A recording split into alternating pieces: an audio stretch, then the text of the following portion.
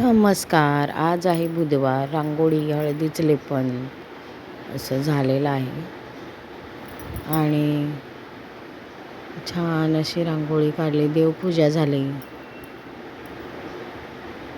देवासमोरसुद्धा रांगोळी काढली आणि आज शंकरपाळ्या बनवल्या.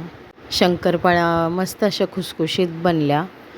त्याच्यानंतर मी चकलीचं पीठ भिजवून चकली बनवली. भाजणीची चकली असते माझी आणि असं मस्त काटेरी मिक्स भाजणीची चकली असते.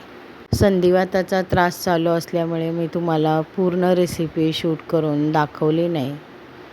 माझ्या चॅनेलवरती आधी चकलीची रेसिपी वगैरे आहे. त्याच्यानंतर बेसनाचे लाडू बनवले.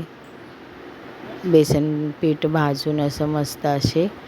तर तुमचं फराळाचं कुठेपर्यंत आलं, काय काय दिवाळीची तयारी झाली, नक्की कमेंट करा. बाय.